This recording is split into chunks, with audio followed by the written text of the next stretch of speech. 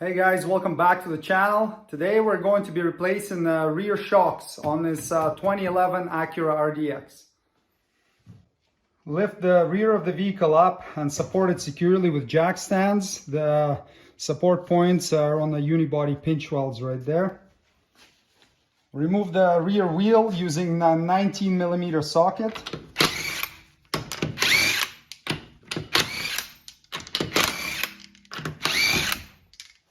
Remove the lower shock absorber bolt using a 17mm socket.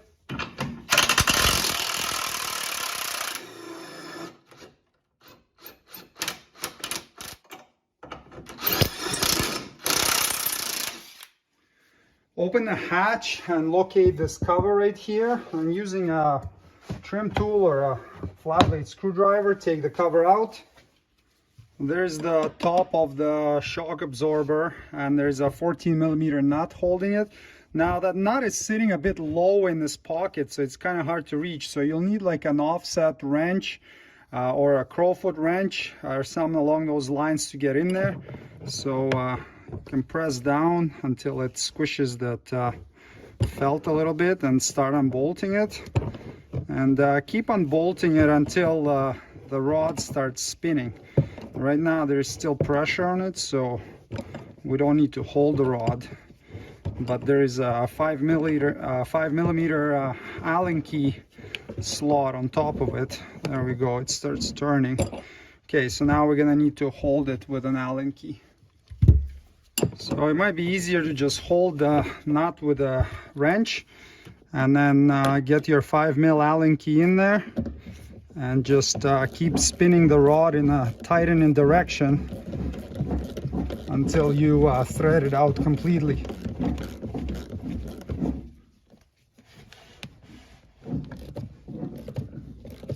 It's getting really hard to turn. Looks like the threads are damaged on this top of this shock rod, so I think what might happen is the 5mm Allen key, oh there it goes, you just round it off. So now we're kind of not in a great situation here.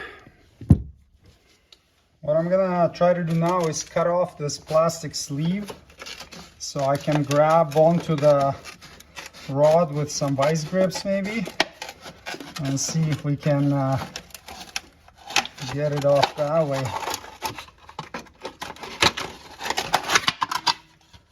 All right. So we gotta hold this from spinning while we're trying to loosen that nut up top.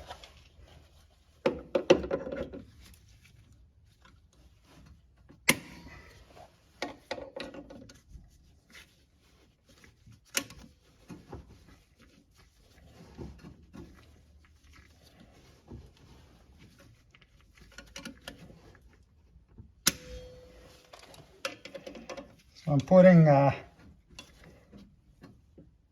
several vice grips on it. The rod is really polished and slippery, so we'll see if these 3 vice grips will prevent it from spinning while we're taking the nut off.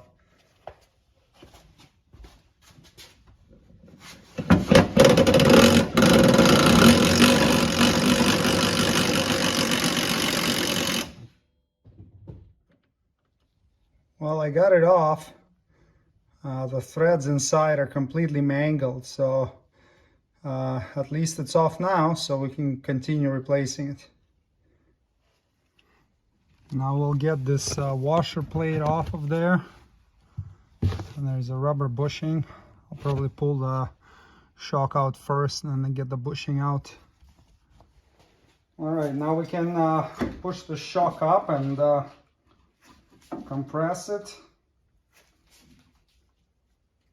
And once we do that, we'll be able to get it past the control arm there. And there we go. And now it comes out. So take a look at the threads, just completely mangled.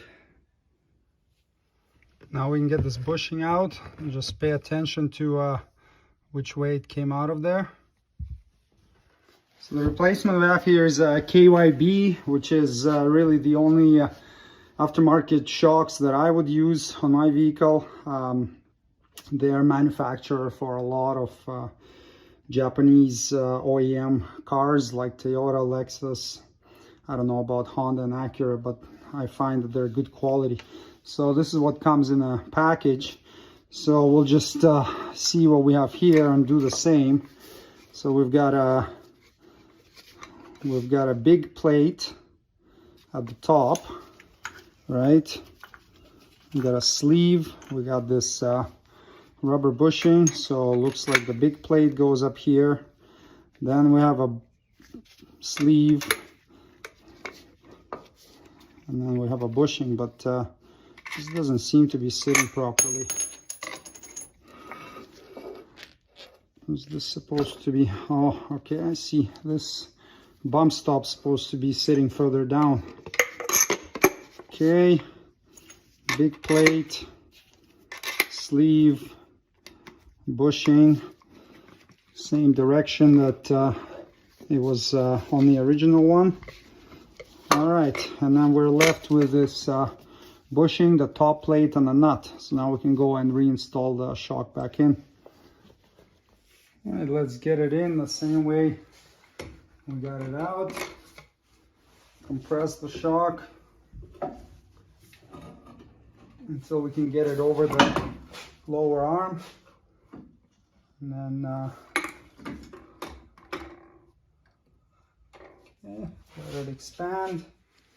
Put some anti-seize on the bolt and then line it up and get it through there and start threading it. Now don't tighten it completely yet. If some people will tighten it in this position where the suspensions drop down all the way, but then the bushing on the inside of it, once you load the suspension up, it's always going to be twisted. So there's going to be a constant load on it and it's going to make the bushing wear out faster. So what Acura wants you to do is to jack the control arm up. So we'll just get it started right now, not tighten it all the way. And then once we get the top tight, we're going to lift up on this control arm a bit and then we'll tighten this bolt.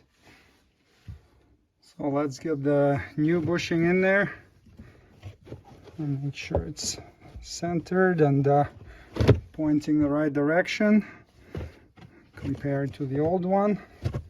And now we have this plate that goes on there.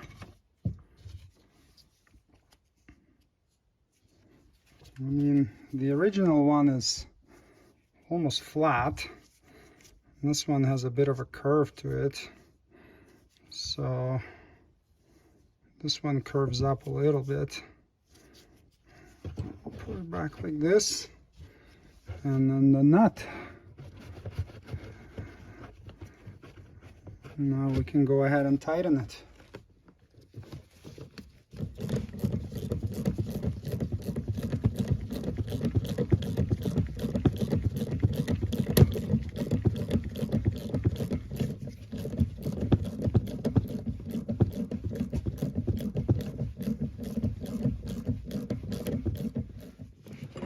Acura wants you to tighten to 21 foot-pounds, but I don't know if you'll be able to get a torque wrench in there. I would just tighten it by hand, nice and snug. Right, that's good. And now we can reinstall the cover on. Okay, so what we're going to do now is get a jack under the control arm here and lift up on it to preload the suspension to kind of where it would be when the vehicle is sitting on the ground. So the ballpark it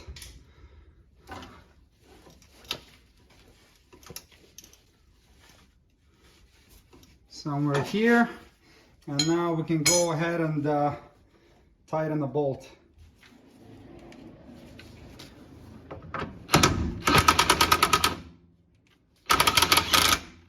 We'll snug it up first And then torque spec on this one is 76 foot-pounds.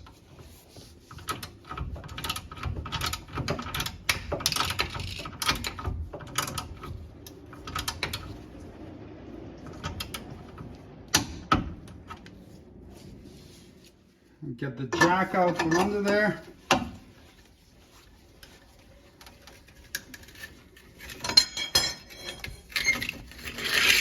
Put the wheel back on.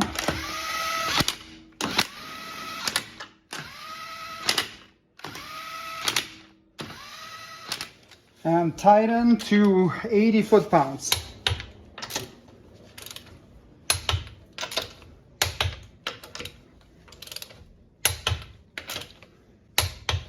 And there you go. Rear shock replacement is completed. This one was a bit of a struggle, but we got it done.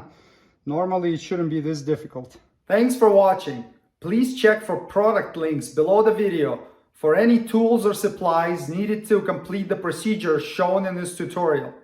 If you would like me to make a specific video, please leave a suggestion in comments. And don't forget to subscribe. See you next time. Cheers!